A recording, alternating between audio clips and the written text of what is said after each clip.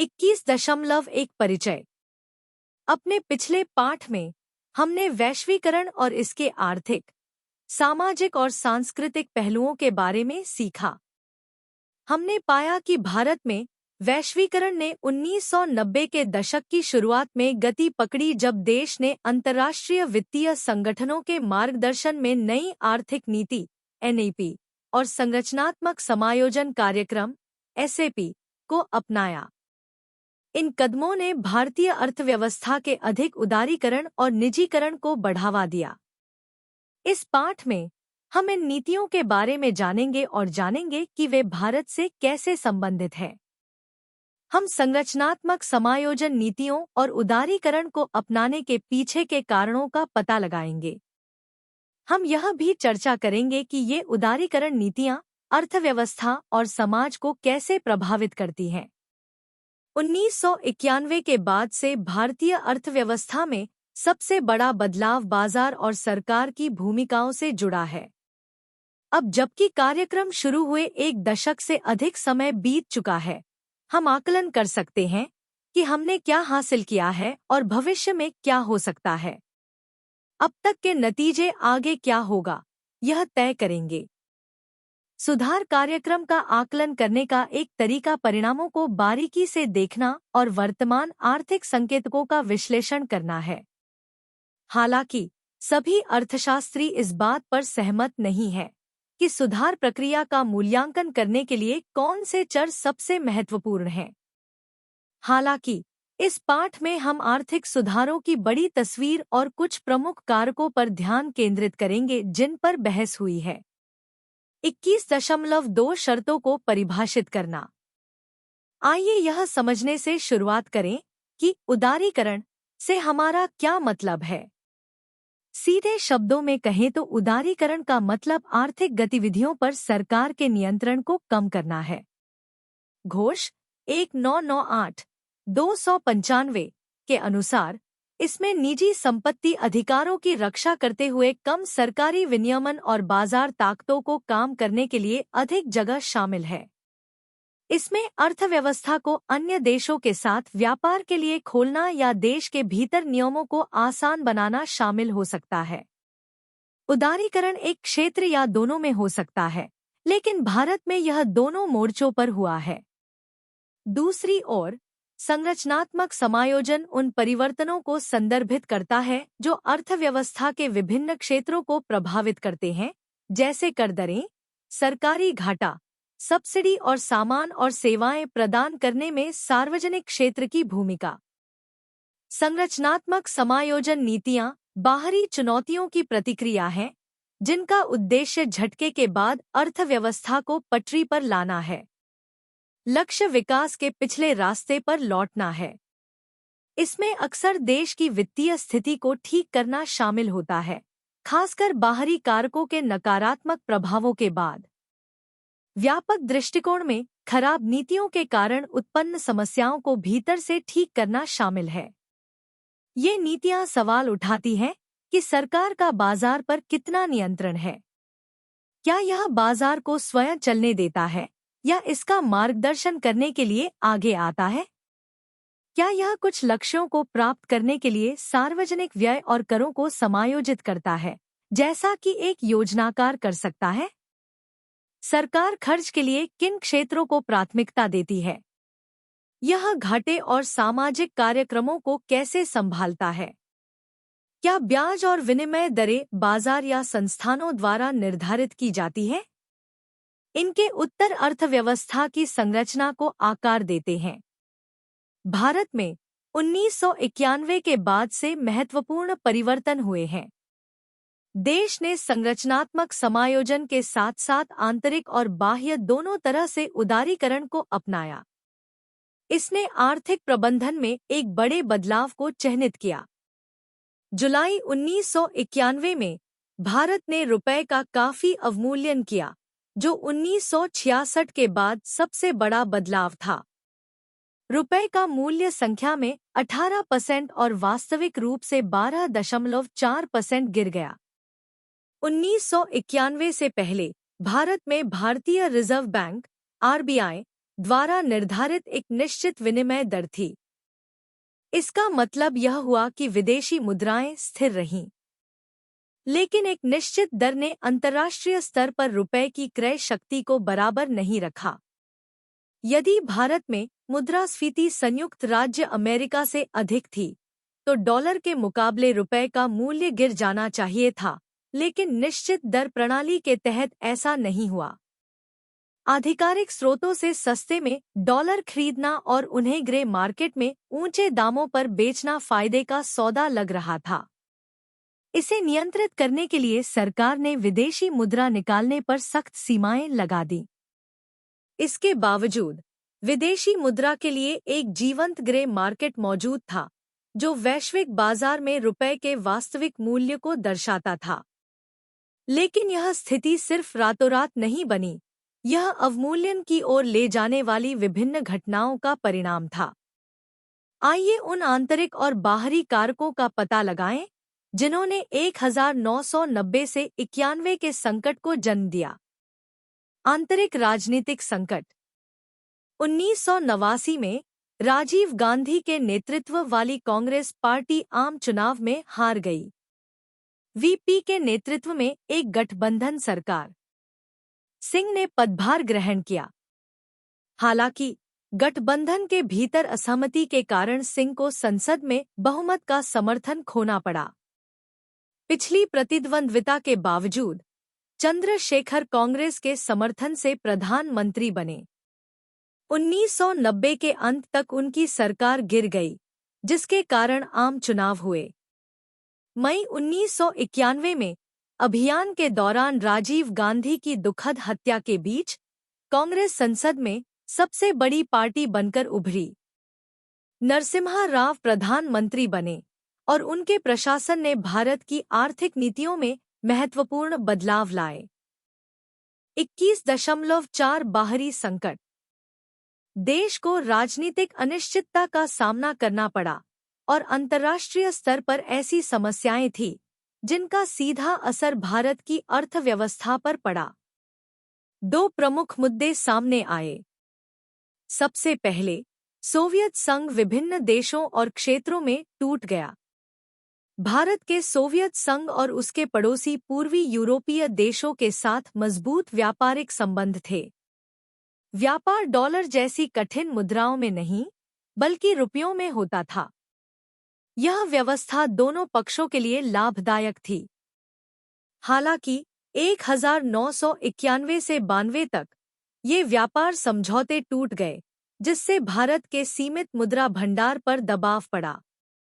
चुनौतियों को बढ़ाते हुए अगस्त 1990 में इराक ने कुवैत पर आक्रमण किया। भारत अपने घरेलू मांग को पूरा करने के लिए कच्चे तेल के आयात के लिए खाड़ी देशों पर बहुत अधिक निर्भर है। अगस्त 1990 और जनवरी 1991 के बीच कच्चे तेल की कीमतों में 65% की वृद्धि हुई, जिससे भारत के तेल आयात बिल में उल्लेखनीय वृद्धि हुई। इराक और कुवैत के साथ भारत के दीर्घकालिक तेल अनुबंध बेकार हो गए, जिससे भारत को वैश्विक बाजार से बहुत अधिक कीमतों पर तेल खरीदने के लिए मजबूर होना पड़ा। चिंतन और कार्य 21.1। उन राजनीतिक और आर्थिक परिस्थितियों पर चर्चा करें जिन्होंने भारत को अंतर्राष्ट्रीय वित्तीय संस्थानों द्वारा नियोजित आर्थिक संरचनात्मक कार्यक्रम को अपनाने के लिए मजबूर किया। शीर्षक: परिवर्तन की बयार को नेविगेट करना, भारत के आर्थिक संरचनात्मक सुधार। परिचय। इग्नू के एक छात्र के रूप में भारत के आर्थिक इतिहास की जटिल टेपेस्ट्री में गहराई से जाना जरूरी है, खासकर अंतर्राष्ट्रीय वित्तीय संस्थानों द्वारा निर्देशित संरचनात्मक सुधारों के संबंध में। देश की आर्थिक यात्रा को बहुमुखी राजनीतिक और आर्थिक परिस्थितियों ने आकार दिया है, जो इसे परिवर्तनकारी नीतियों को अपनाने की ओर ले जा रही है। इस प्रतिबिंब में हम अंतर्राष्ट्रीय वित्तीय संस्थानों द्वारा आयोजित आर्थिक संरचनात्मक कार्यक्रमों को भारत द्वारा अपनाने के पीछे के आकर्षक कारकों का पता लगाएंगे। राजनीतिक परिस्थितियां। भारत का राजनीतिक परिदृश्य विविध विचारधाराओं का मिश्रण रहा है। जो अक्सर आर्थिक नीतियों को प्रभावित करता है। स्वतंत्रता के बाद के युग में नियोजित अर्थव्यवस्था मॉडल का प्रभुत्व देखा गया, जो राज्य के हस्तक्षेप और संरक्षणवाद की विशेषता थी। हालांकि 1980 के दशक के अंत तक देश आर्थिक स्थिरता से जूझ रहा था, जिसमें कम वृद्धि, राजकोषीय घाटा और भुगतान संतुलन संकट शामिल थे। इस अवधि के दौरान राजनीतिक परिदृश्य में परिवर्तन की आवश्यकता पर आम सहमति थी। एक प्रमुख वैचारिक सहयोगी सोवियत संघ के पतन के कारण भारत की समाजवादी नीतियों का पुनर्मूल्यांकन हुआ। इसके अतिरिक्त गठबंधन राजनीति सहित घरेलू राजनीतिक दबावों के कारण विकास को प्रोत्साहित करने और गरीबी कम करने के लिए व्यावहारिक आर्थिक सुधारों की आवश्यकता पड़ी। सुधारों को लागू करने की राजनीतिक इच्छाशक्ति स्पष्ट थी, हालांकि यह चुनौतियों से भरी थी। प्रधानमंत्रियों नरसिम्हा राव और मनमोहन सिंह के नेतृत्व वाली सरकारों सहित एक के बाद एक सरकारों ने परिवर्तनकारी नीतियों को लागू करने के लिए राजनीतिक पेचीदगियों से पार पाया। परिवर्तन के प्रतिरोध पर काबू पाने में राजनीतिक स्पेक्ट्रम के भीतर से प्राप्त समर्थन महत्वपूर्ण था। आर्थिक परिस्थितियां। भारत का आर्थिक परिदृश्य संरचनात्मक अक्षमताओं के कारण खराब था, जिससे वैश्विक अर्थव्यवस्था में इसके एकीकरण में बाधा उत्पन्न हो रही थी। 1991 में भुगतान संतुलन संकट ने एक चेतावनी के रूप में काम किया, जिसने अत्यधिक विनियमन, अक्षम सार्वजनिक क्षेत्र के उद्यमों और अस्थिर राजकोषीय घाटे से उत्पन्न कमजोरियों को उजागर किया। सुधार के लिए आर्थिक अनिवार्यताएं स्पष्ट थीं। भारत को घटते विदेशी मुद्रा भंडार, बढ़ते विदेशी ऋण और गिरती मुद्रा का सामना करना पड़ा। इसके अलावा बढ़ते राजकोषीय घाटे ने बुनियादी ढांचे और सामाजिक कल्याण जैसे महत्वपूर्ण क्षेत्रों में निवेश करने की सरकार की क्षमता को बाधित कर दिया है। अंतर्राष्ट्रीय वित्तीय संस्थान (IFI) जैसे अंतर्राष्ट्रीय मुद्रा कोष (IMF) और विश्व बैंक परिवर्तन के उत्प्रेरक के रूप में उभरे।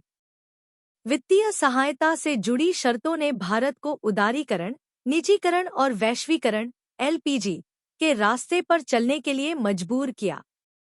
इन संस्थानों द्वारा निर्धारित संरचनात्मक समायोजन कार्यक्रम (SAP) ने आर्थिक दक्षता और प्रतिस्पर्धात्मकता बढ़ाने के उद्देश्य से बाजारोन्मुख सुधारों की वकालत की।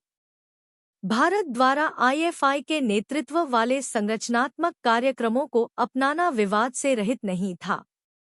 आलोचक अक्सर संप्रभुता की हानि और जनता के कल्याण के लिए हानिकारक नवोदारवादी नीतियों को थोपे जाने पर शोक व्यक्त करते थे। हालांकि समर्थकों ने तर्क दिया कि ये सुधार भारत की आर्थिक क्षमता को उजागर करने और इसे वैश्विक अर्थव्यवस्था में एकीकृत करने के लिए अपरिहार्य थे। प्रभाव और चुनौतियां। आर्थिक संरचनात्मक सुधारों ने भारत में वृद्धि और विकास के एक नए युग की शुरुआत की। उदारीकरण ने उद्यमशीलता की भावना को उजागर किया, सभी क्षेत्रों में नवाचार और प्रतिस्पर्धा को बढ़ावा दिया। निजीकरण से पूर्व में मरणासन्न राज्य के स्वामित्व वाले उद्यमों में दक्षता में वृद्धि हुई, जबकि वैश्वीकरण ने वैश्विक मूल्य श्रृंखलाओं में अधिक एकीकरण की सुविधा प्रदान की। इन सुधारों के परिणाम स्पष्ट थे। सुधार के बाद की अवधि में भारत की सकल घरेलू उत्पाद की वृद्धि दर सालाना औसतन 7 से 8% बढ़ गई। प्रत्यक्ष विदेशी निवेश (FDI) प्रवाह में वृद्धि हुई, जो भारत के उभरते बाजार में विश्वास का संकेत है। गरीबी दर में गिरावट आई, यद्यपि असमान रूप से लाखों लोग घोर गरीबी से बाहर निकले। हालांकि आर्थिक परिवर्तन की दिशा में यात्रा चुनौतियों से भरी थी। अपर्याप्त बुनियादी ढांचा, कठोर श्रम कानून और नौकरशाही लालफीताशाही जैसी संरचनात्मक अड़चनें भारत की पूर्ण क्षमता का एहसास करने में बाधा बनी। आय और संपत्ति में असमानताएं बढ़ गईं, जिससे सामाजिक असमानताएं बढ़ गईं और हाशिए पर रहने वाले समुदायों में असंतोष बढ़ गया। इसके अलावा 2008 के वैश्विक वित्तीय संकट ने भारत के विकास मॉडल में निहित कमजोरियों को उजागर कर दिया, जिससे नीतियों के पुनर्मूल्यांकन की आवश्यकता हुई। घरेलू और वैश्विक स्तर पर संरक्षणवादी प्रवृत्तियों ने उदार आर्थिक व्यवस्था के लिए खतरा पैदा कर दिया है, जिससे राष्ट्रीय हितों की रक्षा के लिए कुशल नीति प्रतिक्रियाओं की आवश्यकता हो गई है। निष्कर्षतः भारत द्वारा अंतर्राष्ट्रीय वित्तीय संस्थानों द्वारा संचालित आर्थिक संरचनात्मक कार्यक्रमों को अपनाना मजबूर करने वाली राजनीतिक और आर्थिक परिस्थितियों की प्रतिक्रिया थी। घरेलू अनिवार्यताओं और बाहरी दबावों के सम्मिलन ने देश को उदारीकरण, निजीकरण और वैश्वीकरण के मार्ग की ओर प्रेरित किया। हालांकि सुधारों से आर्थिक वृद्धि और विकास के संदर्भ में सराहनीय परिणाम मिले, लेकिन समावेशी और सतत विकास को साकार करने में चुनौतियां बनी हुई हैं। इग्नू के एक छात्र के रूप में भारत के सामाजिकार्थिक तानेबाने पर इन सुधारों के प्रभाव का गंभीरता से आकलन करना और आर्थिक दक्षता के साथ साथ समानता और सामाजिक न्याय को प्राथमिकता देने वाली नीतियों की वकालत करना अनिवार्य है। उदारीकरण और व्यापार घाटा। 1973 और 1979 में तेल संकट के बाद से भारत लगातार व्यापार घाटे का सामना कर रहा है। कुछ विशेषज्ञों का तर्क है कि 1980 के दशक के मध्य में स्थिति और खराब हो गई जब राजीव गांधी सरकार ने कई वस्तुओं पर आयात प्रतिबंधों में ढील दी। 1980 के दशक के दौरान व्यापार घाटा तेजी से बढ़ा। कुछ पर्यवेक्षकों ने महसूस किया कि बढ़ते व्यापार घाटे को नियंत्रित करने और विदेशी मुद्रा संकट को रोकने के लिए 80 के दशक के मध्य में शुरू हुए व्यापार उदारीकरण को उलटने की जरूरत है। हालांकि 1989 और 1991 के बीच राजनीतिक और आर्थिक घटनाओं ने व्यापार घाटे को अस्थिर बना दिया और भारतीय मुद्रा को काफी अधिक मूल्यांकित देखा गया। विदेशों में भारतीय कामगारों द्वारा भेजा गया धन देश के लिए विदेशी मुद्रा का एक महत्वपूर्ण स्रोत था। हालांकि इराक युद्ध के कारण उत्पन्न व्यवधानों और भारत के भीतर अनिश्चितताओं के कारण इन प्रेषणों में कमी आई। जून 1991 तक वित्त मंत्रालय हाई अलर्ट पर था क्योंकि भारतीय रिजर्व बैंक के पास विदेशी मुद्रा भंडार घटकर केवल $1 बिलियन रह गया था, जो केवल 6 सप्ताह के आयात को कवर करने के लिए पर्याप्त था। राजकोषीय घाटा, जो सरकार के राजस्व और उसके खर्च के बीच अंतर को मापता है, सकल घरेलू उत्पाद के लगभग 8% के रिकॉर्ड उच्च स्तर पर पहुंच गया। अर्थव्यवस्था में मुद्रास्फीति लगभग 12% थी। इसके अतिरिक्त भारत बढ़ते व्यापार घाटे को पूरा करने के लिए 1980 के दशक में प्राप्त ऋणों के लिए अपनी ऋण सेवा प्रतिबद्धताओं पर चूक करने के कगार पर था। बॉक्स 21.1 1973 और 1979 तेल झटके। तेल के साथ पहली बड़ी समस्या 1973 में योम किप्पुर या अरब इजराइल युद्ध के तुरंत बाद हुई। ओपेक में अरब देशों ने कहा कि वे अब उन देशों को तेल नहीं बेचेंगे जो इजराइल का समर्थन करते हैं, जैसे संयुक्त राज्य अमेरिका और पश्चिमी यूरोप में उसके दोस्त। वहीं ओपेक देशों ने तेल की कीमतें पहले से 4 गुना ज्यादा करने पर सहमति जताई। इससे तेल की वास्तविक कीमत बहुत बढ़ गई और 1974 में $43 प्रति बैरल से भी अधिक हो गई। लगभग ठीक 5 साल बाद एक और तेल समस्या शुरू हुई। इस बार इसकी वजह ईरानी क्रांति थी। ईरान में परेशानी का मतलब था कि बेचने के लिए उतना तेल नहीं था, जो दुनिया के लिए एक बड़ा नुकसान था। 1978 के अंत और 1979 के अंत के बीच तेल की कीमत लगभग 3 गुना हो गई, जो $13 से बढ़कर $34 प्रति बैरल हो गई। यह तब हुआ जब विश्व अर्थव्यवस्था पहली तेल समस्या से उबरना शुरू ही कर रही थी। दूसरी तेल समस्या तब आई जब दुनिया में पहले से ही काफी महंगाई हो रही थी। ये दोनों तेल समस्याएं 3 से 5 वर्षों तक चलीं और उन्होंने वास्तव में लगभग हर देश की अर्थव्यवस्था को प्रभावित किया। इन समस्याओं के कारण भारत को अपनी धन संबंधी समस्याओं के लिए अंतर्राष्ट्रीय मुद्रा कोष (IMF) से मदद मांगनी पड़ी।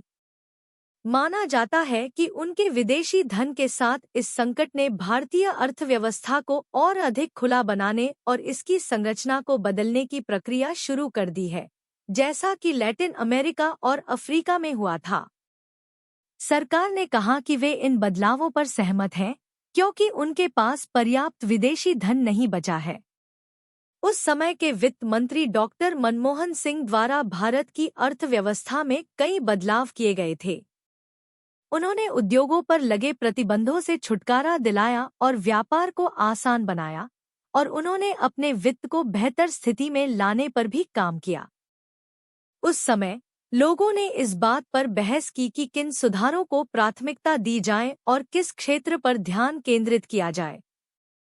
बढ़ती मुद्रास्फीति, राजकोषीय घाटा, व्यापार घाटा और कम विदेशी मुद्रा भंडार जैसे तत्काल घरेलू मुद्दे थे। कुछ लोगों ने तर्क दिया कि उदारीकरण से पहले इन मुद्दों को स्थिर करना चाहिए। स्थिरीकरण का अर्थ है किसी झटके के कारण पटरी से उतर जाने पर आर्थिक गतिविधि को बहाल करना। यह झटका विकास को धीमा कर सकता है, बेरोजगारी बढ़ा सकता है और मुद्रास्फीति को कम करने के प्रयासों के बावजूद भी बढ़ा सकता है। इससे एक हानिकारक चक्र बन सकता है, जिससे अर्थव्यवस्था की वृद्धि को नुकसान पहुंच सकता है। यहाँ बताया गया है कि यह कैसे काम करता है। मान लीजिए कि युद्ध जैसी किसी चीज के कारण तेल की कीमतों में अचानक वृद्धि हुई है। इससे उत्पादन अधिक महंगा हो जाता है, मांग कम हो जाती है। मांग कम रहने की उम्मीद से उत्पादकों ने निवेश और नियुक्तियों में कटौती कर दी है। कम लोगों के काम करने से खर्च कम हो जाता है, मांग कम हो जाती है, जिससे एक चक्र बनता है। इन स्थितियों में अर्थव्यवस्था को ठीक करने का एकमात्र तरीका एक अलग एजेंसी है जो आगे आए और मांग को बढ़ावा दे। चूंकि अर्थव्यवस्था में व्यक्तिगत कारकों के पास मांग बढ़ाने का कोई कारण नहीं है, इसलिए अक्सर सरकार ही मदद करने में सक्षम होती है। यदि सरकार का हस्तक्षेप महत्वपूर्ण और सुसंगत है, तो यह अर्थव्यवस्था को स्थिर कर सकता है। कई अर्थशास्त्रियों का मानना है कि उदारीकरण से पहले स्थिरीकरण आना चाहिए। यदि उदारीकरण होता है, तो यह मुद्रास्फीति, राजकोषीय घाटा, व्यापार घाटा कम करने और विदेशी मुद्रा भंडार बढ़ाने जैसे स्थिरीकरण लक्ष्यों को पूरा करने के लिए होना चाहिए। 21.6 आधिकारिक संकट प्रबंधन योजना।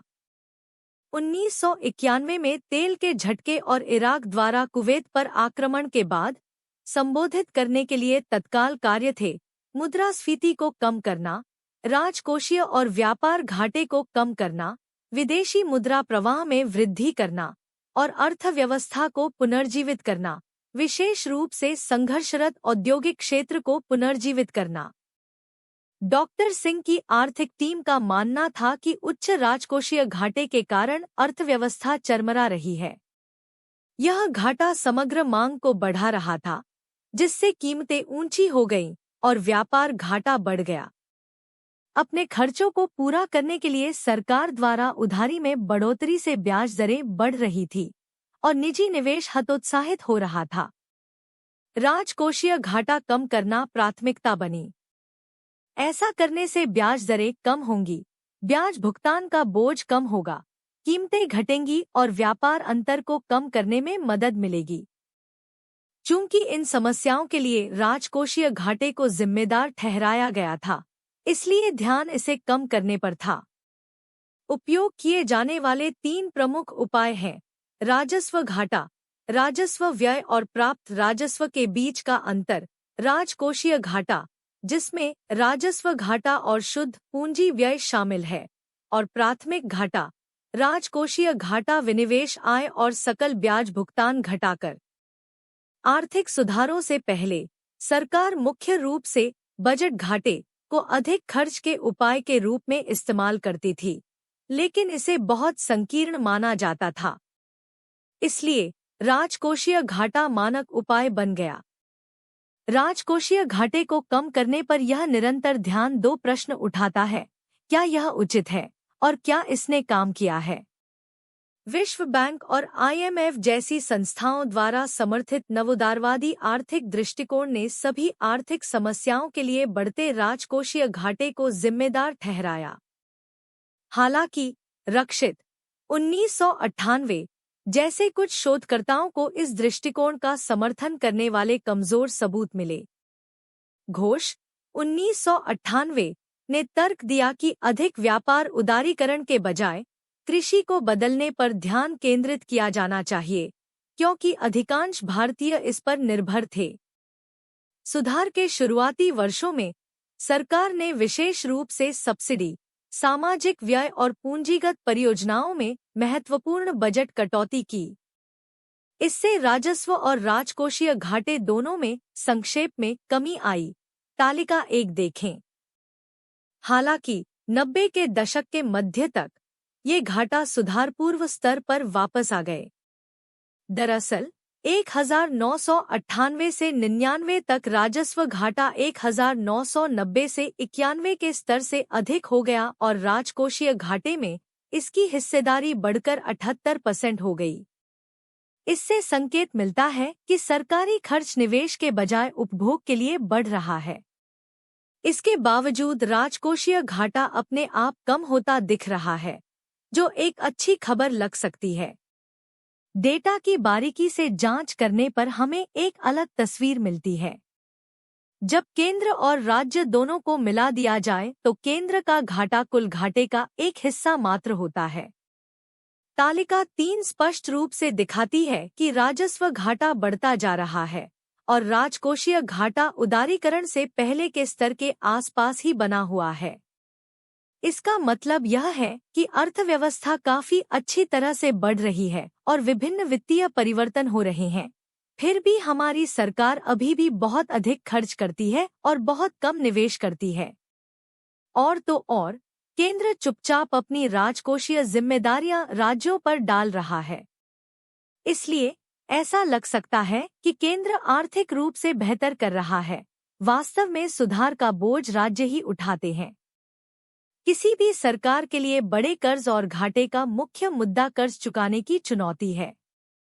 वास्तव में केंद्र सरकार पर ब्याज देनदारी सकल घरेलू उत्पाद के 4.5% से अधिक है। यह सरकार की सीमित आय पर महत्वपूर्ण दबाव डालता है और अन्य महत्वपूर्ण क्षेत्रों पर खर्च को प्रतिबंधित करता है। अब बात करते हैं राजस्व मामलों की। सरकार राजस्व बढ़ाकर या तो कर बढ़ाकर या सार्वजनिक क्षेत्र की कंपनियों से अधिक लाभ कमाकर अपना घाटा कम कर सकती है। सुधारों के हिस्से के रूप में सरकार ने अपनी देनदारियों को कम करने के लिए अपनी अलाभकारी कंपनियों को बेचने का फैसला किया। हालांकि कोई खरीदार नहीं था, क्योंकि इन कंपनियों को मूल रूप से सरकार ने अपने कब्जे में ले लिया था जब निजी क्षेत्र उनका प्रबंधन नहीं कर सका। चूंकि इन कंपनियों को बेचना सरकार की नीति थी, इसलिए उन्होंने लाभदायक कंपनियों को बेच दिया, जिससे भविष्य के आय स्रोत बंद हो गए। 1999 में भारत सरकार ने सरकारी संपत्तियों को बेचने के लिए एक व्यवस्थित दृष्टिकोण बनाने के लिए विनिवेश विभाग की स्थापना की। कर सरकार के राजस्व का मुख्य स्रोत है। संरचनात्मक समायोजन के प्रारंभिक चरण के दौरान प्रत्यक्ष और अप्रत्यक्ष करों दोनों में कई कर सुधार किए गए। कर अनुपालन को बढ़ावा देने की उम्मीद में कर दरें कम की गईं।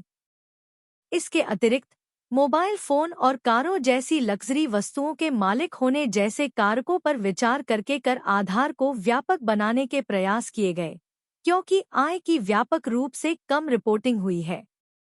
हालांकि इन प्रयासों के बावजूद कर राजस्व या तो वही रहा या सकल घरेलू उत्पाद की तुलना में गिरावट आई। कर जीडीपी अनुपात सुधारपूर्व स्तर पर नहीं लौटा है, जिससे सरकार के वित्त पर काफी असर पड़ रहा है। इस गिरावट में से कुछ कम सीमा शुल्क संग्रह के कारण है, क्योंकि उदारीकरण का मतलब कम आयात शुल्क और कर था। लेकिन एक आशा की किरण है। सुधारों की शुरुआत और 2003 से 2004 के बीच प्रत्यक्ष करों का हिस्सा 19% से बढ़कर 41% हो गया है। अधिकांश कर राजस्व के लिए प्रत्यक्ष करों से आना महत्वपूर्ण है, अन्यथा कर प्रणाली को अनुचित माना जा सकता है। अप्रत्यक्ष कर सभी पर समान बोझ डालते हैं, चाहे उनकी आय कुछ भी हो, जो भुगतान करने की क्षमता के सिद्धांत के विरुद्ध है। इस सिद्धांत के अनुसार आय के साथ साथ कर भी बढ़ना चाहिए। अब बात करते हैं कि सरकार उधार लेकर अपने पैसे का प्रबंधन कैसे करती है। यह हमारी पिछली चर्चा से जुड़ता है कि सरकार अपना पैसा कहां से लाती है और इसे कैसे खर्च करती है। जब सरकार के पास अपने खर्चों को कवर करने के लिए करों और अन्य स्रोतों से पर्याप्त धन नहीं होता है, तो उसके पास दो मुख्य विकल्प होते हैं: अधिक पैसा छापना या पैसा उधार लेना। अधिक पैसा छापने से मुद्रास्फीति बढ़ सकती है, जिससे कीमतें बहुत अधिक बढ़ जाती हैं। चूंकि मुद्रास्फीति को नियंत्रित करना महत्वपूर्ण है, पैसा छापना हमेशा सबसे अच्छा विकल्प नहीं होता है। दूसरा विकल्प मुख्य रूप से सरकारी बांड बेचकर जनता से पैसा उधार लेना है। इससे सीधे तौर पर मुद्रास्फीति नहीं होती है, लेकिन इसका मतलब यह है कि सरकार को ब्याज के साथ पैसा वापस करना पड़ता है, जिससे उसके वित्त पर दबाव पड़ सकता है। कुछ विशेषज्ञों का तर्क है कि केंद्रीय बैंक से उधार लेने की तुलना में जनता से उधार लेना मुद्रास्फीति के लिए बेहतर या बदतर नहीं है, जब बैंकिंग प्रणाली में पहले से ही बहुत अधिक पैसा चल रहा हो। भारत में अर्थव्यवस्था के आकार की तुलना में सरकार पर बकाया राशि समय के साथ बढ़ी है, जिसका मुख्य कारण देश के भीतर उधार लेना है। दिलचस्प बात यह है कि विदेशी ऋणदाताओं पर बकाया धनराशि वास्तव में कम हो गई है। हालांकि अधिक कर्ज होना अच्छी बात नहीं है, लेकिन इसका अधिकांश हिस्सा घरेलू स्तर पर बकाया होना एक आशा की किरण है। इसका मतलब है कि सरकार को कर्ज चुकाने के लिए विदेशी मुद्रा की आवश्यकता नहीं है, जो अर्थव्यवस्था को अंतर्राष्ट्रीय वित्तीय समस्याओं के प्रति कम संवेदनशील बनाता है। फिर भी लगातार बढ़ता कर्ज, भले ही यह ज्यादातर देश के भीतर ही हो, आदर्श नहीं है, क्योंकि यह अंततः एक बड़े वित्तीय संकट का कारण बन सकता है। 1990 से 91 के संकट के दौरान एक और मुद्दा जो सामने आया वह यह था कि हमने अपने विदेशी धन मामलों को कैसे संभाला। 1980 के दशक में हमारा व्यापार घाटा बढ़ता ही जा रहा था। इसे कवर करने के लिए हमने दूसरे देशों से तेजी से पैसा उधार लिया, जिससे कुवैत-इराक युद्ध होने पर बड़ी समस्या पैदा हो गई। इससे भारत को IMF से कर्ज मांगने की जरूरत पड़ी। इस ऋण को प्राप्त करने के लिए भारत को कुछ शर्तों पर सहमत होना पड़ा, जैसे अन्य देशों के साथ व्यापार करना आसान बनाना और देश के अंदर और बाहर धन ले जाने में अधिक स्वतंत्रता की अनुमति देना। लेकिन पूर्वी एशियाई संकट के बाद, जहां कुछ लोगों ने सोचा कि धन को इधर-उधर ले जाने में बहुत अधिक स्वतंत्रता होने से हालात बदतर हो गए हैं, भारत ने अपनी धन प्रणाली को पूरी तरह से खोलने की गति धीमी कर दी। जब हम बाहरी क्षेत्र को उदार बनाने की बात करते हैं, तो हमारा मतलब सीमाओं के पार चीजों को खरीदना और बेचना आसान बनाना है। इसका मतलब नियमों और करों को कम करना या किसी चीज को कितना लाया जा सकता है, इसकी सीमा से छुटकारा पाना हो सकता है। पहले कुछ वस्तुओं को लाने पर सीमाएं थीं, क्योंकि सरकार चाहती थी कि स्थानीय व्यवसायों के पास एक गारंटीकृत बाजार हो। इन सीमाओं से छुटकारा पाने का मतलब है कि कोई भी जितना चाहे उतना ला सकता है, बशर्ते वह सही कर चुकाए। जब से हमने ये बदलाव करना शुरू किया है, निर्यात बहुत बढ़ गया है, लेकिन आयात और भी तेजी से बढ़ा है, इसलिए हमारे पास अभी भी आने की तुलना में बाहर जाने की अधिक संभावना है। आप इसे तालिका 5 में देख सकते हैं। लेकिन इसका एक अच्छा पक्ष भी है, हमें सेवाओं और इस तरह की चीजों से अधिक पैसा मिल रहा है, जिससे 200102 के बाद से हमारी कुल धन स्थिति बेहतर दिख रही है। हाल के वर्षों में चालू खाता और पूंजी खाता दोनों सकारात्मक रहे हैं। इसका मतलब है कि विदेशी मुद्रा भंडार तेजी से बढ़ रहा है। तालिका 6 इंगित करती है कि पिछले कुछ वर्षों में विदेशी संस्थागत निवेशकों से शेयर बाजारों में धन का महत्वपूर्ण प्रवाह हुआ है, जिसके परिणामस्वरूप पूंजी खाते पर शुद्ध प्रवाह हुआ है। इससे विदेशी मुद्रा भंडार उस स्तर तक बढ़ गया है जिसे कुछ लोग अस्थिर मानते हैं। कुछ अर्थशास्त्री बुनियादी ढांचे के आयात के वित्तपोषण के लिए आरबीआई द्वारा रखे गए बढ़ते विदेशी मुद्रा भंडार का उपयोग करने का सुझाव देते हैं। हालांकि इसमें जोखिम है क्योंकि इसका अनिवार्य रूप से मतलब अंतर्राष्ट्रीय बाजार से उधार लेना है। भंडार में वृद्धि मुख्य रूप से शेयर बाजार से अल्पकालिक प्रवाह के कारण होती है, जो आसानी से थोड़ी चेतावनी के साथ निकल सकती है, जिससे आरबीआई को आवश्यक हार्ड करेंसी ढूंढनी पड़ेगी। यदि भारत इस भंडार को बुनियादी ढांचे में निवेश करने का विकल्प चुनता है, तो यह दो मुद्दे प्रस्तुत करता है। पहला, लंबी अवधि की परियोजनाओं में निवेश करने के लिए अल्पकालिक उधार लेने से तरलता संकट का खतरा होता है, और दूसरी बात, बुनियादी ढांचा परियोजनाएं आम तौर पर विदेशी मुद्रा आय उत्पन्न नहीं करती हैं, जिससे पुनर्भुगतान चुनौतीपूर्ण हो जाता है। आइए अन्य देशों के साथ हमारे व्यवहार में आए बदलावों के बारे में अधिक बात करें। जब हम अन्य देशों के साथ व्यापार को आसान बनाने की बात करते हैं, तो इसका मतलब न केवल वस्तुओं को अधिक स्वतंत्र रूप से ले जाना है, बल्कि हमारे पैसे को अन्य देशों के पैसे की तुलना में कम मूल्य का बनाना और एक निश्चित विनिमय दर प्रणाली से ऐसी प्रणाली में बदलना है जहां मूल्य का मूल्य हो। हमारा पैसा थोड़ा बदल सकता है। जब हमारे पैसे का मूल्य कम होता है, तो यह आमतौर पर उन लोगों के लिए अच्छा होता है जो दूसरे देशों में चीजें बेचते हैं, क्योंकि उनका सामान हमारे देश के बाहर के लोगों के लिए खरीदना सस्ता हो जाता है। लेकिन यह उन चीजों को भी हमारे लिए महंगा बना देता है जिन्हें हम दूसरे देशों से खरीदते हैं, जिससे हमें उनसे कम खरीदारी करनी पड़ सकती है। तो सिद्धांत रूप में यह हमारे व्यापारिक संतुलन को बेहतर बना सकता है, जिसका अर्थ है कि हम जितना खरीदते हैं उससे अधिक बेचते हैं। हालांकि अगर घर पर कीमतें बढ़ रही हैं और हम अन्य देशों से अधिक चीजें आने दे रहे हैं, तो यह उस तरह से काम नहीं कर सकता है। यह विशेष रूप से सच है यदि हम जो सामान दूसरे देशों को बेचते हैं वह कुछ ऐसा है जिसे लोग कीमत थोड़ी बढ़ने पर कम खरीदते हैं। इसलिए भले ही हमारे पैसे का मूल्य कम है, हम इसकी भरपाई के लिए अधिक सामान नहीं बेच सकते।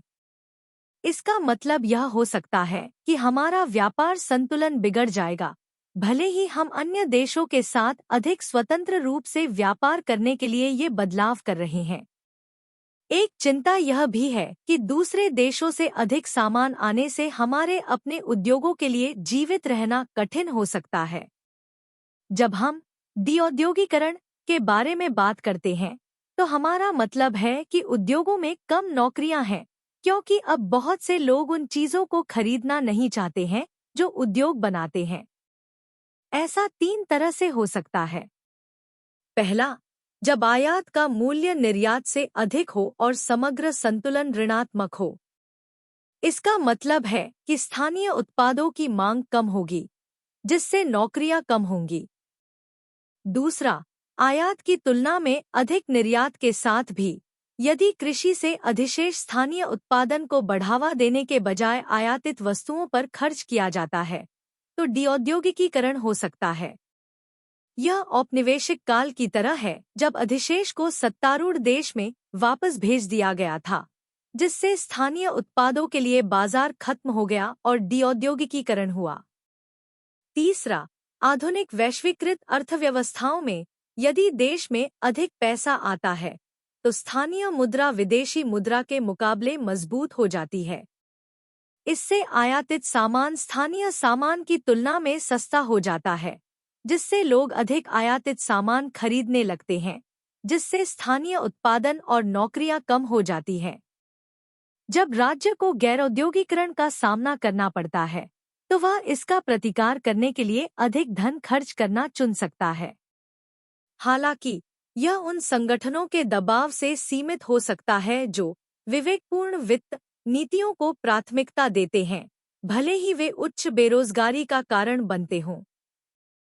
इसलिए भारत के राजकोषीय घाटे को कम करने के प्रयासों को सावधानी से करने की आवश्यकता है, खासकर जब से 1990 के दशक को रोजगार रहित विकास के रूप में चिह्नित किया गया था। राजकोषीय घाटे को कम करने के दो तरीके हैं: खर्च में कटौती या कर और गैर कर आय में वृद्धि। खर्च में कटौती करना राजनीतिक रूप से आसान है, खासकर उन क्षेत्रों में जहां कोई मजबूत विरोध नहीं है, कर बढ़ाने के विपरीत जो लोकप्रिय नहीं है।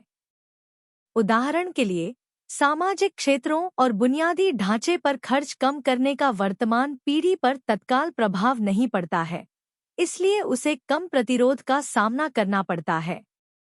आश्चर्य की बात नहीं है, इन क्षेत्रों में कुल राष्ट्रीय आय के अनुपात के रूप में महत्वपूर्ण खर्च में कटौती देखी गई है। सकल घरेलू उत्पाद के एक अंश के रूप में सार्वजनिक व्यय सुधार अवधि की शुरुआत में लगभग 30% से गिरकर 90 के दशक के अंत तक 27% हो गया। पूंजीगत व्यय बुनियादी ढांचे में निवेश के माध्यम से दीर्घकालिक विकास के लिए महत्वपूर्ण है और 1990 के दशक के दौरान विकास व्यय में भी काफी कमी आई। सुलभ स्वास्थ्य देखभाल और शिक्षा के माध्यम से मानव सुरक्षा के लिए महत्वपूर्ण सामाजिक क्षेत्र के खर्च में भी कटौती देखी गई। इन कटौतियों का अर्थव्यवस्था में भौतिक संपत्तियों और मानव पूंजी वृद्धि दोनों पर दीर्घकालिक प्रभाव पड़ता है। आइए अब सामाजिक क्षेत्र पर एक नज़र डालें, जिसमें शिक्षा, स्वास्थ्य और परिवार कल्याण और ग्रामीण विकास शामिल हैं। नवोदारवादी सोच का एक प्रमुख विचार यह है कि सरकार को मुख्य रूप से सामाजिक विकास और रक्षा पर ध्यान केंद्रित करना चाहिए, आर्थिक गतिविधियों को निजी क्षेत्र पर छोड़ देना चाहिए। इस विचार के अनुसार हम उम्मीद करेंगे कि अन्य क्षेत्रों में बदलावों की परवाह किए बिना सामाजिक क्षेत्रों पर खर्च लगातार बढ़ेगा। हालांकि 1990 के दशक में केंद्र और राज्य दोनों सरकारों ने समग्र अर्थव्यवस्था की तुलना में सामाजिक क्षेत्र पर कम खर्च किया, भले ही इन क्षेत्रों में प्रति व्यक्ति खर्च में स्पष्ट वृद्धि हुई थी। देव और मुइज 2002। इससे पता चलता है कि सुधार अवधि के दौरान अर्थव्यवस्था तो बढ़ी, लेकिन सामाजिक क्षेत्रों पर खर्च में वृद्धि की गति बरकरार नहीं रही। हमें यह देखने की जरूरत है कि सुधारों ने दो चीजों को कैसे प्रभावित किया: लोगों की आय कितनी बढ़ी और वह वृद्धि कितनी समान रूप से फैली। पहले भाग का पता लगाना काफी सरल है, क्योंकि हमारे पास व्यक्तिगत आय और देश की कुल आय दोनों का डेटा है, जिसे सरकार हर साल प्रकाशित करती है। जिस अवधि में सुधार हो रहे थे, भारतीय अर्थव्यवस्था आजादी के बाद किसी भी अन्य समय की तुलना में औसतन बहुत तेजी से बढ़ी। तो उस पहलू में आर्थिक सुधारों को एक सफलता के रूप में देखा जा सकता है। लेकिन यह अभी भी अनिश्चित है कि अगर हम पिछली नीतियों पर कायम रहते तो अर्थव्यवस्था और भी बेहतर प्रदर्शन करती, तेजी से बढ़ती। इसका पता लगाना कठिन है। हालांकि तालिका 9 के अनुसार सुधार अवधि के दौरान सकल घरेलू उत्पाद की वृद्धि दर और प्रति व्यक्ति आय की वृद्धि दर दोनों अधिक रही हैं। चीजों को देने के दूसरे मुद्दे पर अधिकारी क्या सोचते हैं और जो उनसे सहमत है और जो असहमत है, उनके बीच एक बड़ा अंतर है। आधिकारिक अनुमान कहता है कि लगभग 27% लोग गरीब हैं, लेकिन कुछ का कहना है कि यह बहुत अधिक हो सकता है। सुंदरम और तेंदुलकर 2003, डीटन और ड्रेज 2002, लेकिन सेन और हिमनाक्षु 2004 का कहना है कि ये अनुमान गलत है। उनका मानना है कि 90 के दशक के दौरान गरीबी कम होने के बारे में पहले के अध्ययन गलत थे, क्योंकि उन्होंने गलतियां की थी। उनका कहना है कि 1990 के दशक के दौरान न केवल गरीबी कम नहीं हुई, बल्कि असमानता हर तरह से बहुत बदतर हो गई। यह 90 के दशक को विशेष बनाता है क्योंकि भारत के स्वतंत्र होने के बाद यह पहली बार है कि असमानता बदतर हो गई है। देखें इकाई 20। लेकिन गरीबी का पता लगाने के ये सभी तरीके एक गोल चक्कर का उपयोग करते हैं। वे यह तय करने के लिए लोग कितना पैसा कमाते हैं, इसका उपयोग करते हैं कि क्या वे गरीब हैं, जो वास्तव में इस पर आधारित माना जाता है कि उन्हें कितना भोजन चाहिए। देश और शहर के लिए 2400 और 2100 कैलोरी प्रत्येक वयस्क के लिए क्षेत्र। यू पटनायक 2004 ने गरीबी का पता लगाने के लिए लोग कितना खाना खाते हैं, इसका उपयोग किया और पाया कि चीजें और भी डरावनी हैं। पिछले 5 वर्षों 1998 से 2003 में लोग उतना नहीं खा रहे हैं जितना पिछले 50 वर्षों में खाते थे। 1990 के दशक की शुरुआत और 2003 के बीच प्रत्येक व्यक्ति प्रति वर्ष कितना खाना खाता है, यह 177 किलोग्राम से घटकर 155 किलोग्राम हो गया है। इस समय की दूसरी छमाही में कमी तेज हो गई और इसका 80% हिस्सा 1998 से 2003 तक 5 वर्षों में हुआ। ज्यादातर ग्रामीण इलाकों में लोग कितनी कैलोरी खाते हैं, इसके बारे में राष्ट्रीय नमूना सर्वेक्षण की जानकारी का उपयोग करते हुए उन्होंने पाया कि 1999 से 2000 में देश के 10 में से 7 लोग पर्याप्त भोजन नहीं करते थे, वह मात्रा जो आमतौर पर सभी गरीबी अध्ययनों में पर्याप्त बताई गई थी, और शहर के 5 में से 2 लोगों ने निचली शहरी मात्रा के अनुसार पर्याप्त भोजन नहीं किया। संक्षेप में, जब से सुधार शुरू हुए हैं, तब से चीजों को स्थापित करने के तरीके में कई बड़े बदलाव हुए हैं। आजाद भारत में बाजार की भूमिका पहले से कहीं ज्यादा बढ़ी है। इस दौरान अर्थव्यवस्था तेजी से बढ़ी है, लेकिन जिस तरह से विकास को साझा किया जाता है वह उचित नहीं है, जिससे लोगों को आश्चर्य होता है कि क्या सुधार प्रक्रिया सही है, खासकर जब लोग वैश्विक कनेक्शन के कारण गरीब हो रहे हैं। निष्कर्ष: हमने वैश्वीकरण के 2 महत्वपूर्ण हिस्सों के बारे में बात की है, उदारीकरण और संरचनात्मक समायोजन कार्यक्रम, जो मुख्य रूप से भारत पर केंद्रित हैं। उदारीकरण का अर्थ है आर्थिक गतिविधियों पर सरकारी नियंत्रण को ढीला करना, अन्य देशों के साथ अधिक व्यापार की अनुमति देना और देश के भीतर कम प्रतिबंध। संरचनात्मक समायोजन में अर्थव्यवस्था, राजनीति और समाज से संबंधित राष्ट्रीय सरकार की नीतियों में बदलाव शामिल हैं। यह खंड बताता है कि वैश्विक और स्थानीय दोनों स्थितियों ने भारत को वैश्वीकरण और उदारीकरण को बढ़ाने वाली नीतियों को अपनाने के लिए कैसे प्रभावित किया। यह भारत की आर्थिक वृद्धि को समझने के लिए विभिन्न आर्थिक उपायों पर भी गौर करता है, खासकर इन नीतिगत बदलावों के बाद। हम यह भी देखने का प्रयास करते हैं कि इन नीतियों ने अर्थव्यवस्था से परे समाज को कैसे प्रभावित किया। जब हम अर्थव्यवस्था और समाज पर इन नीतियों के प्रभाव का मूल्यांकन करते हैं, तो हमें अर्थव्यवस्था में उल्लेखनीय वृद्धि दिखाई देती है, लेकिन इस बात को लेकर संदेह पैदा होता है कि क्या इस वृद्धि का सामाजिक क्षेत्र पर सकारात्मक प्रभाव पड़ा है।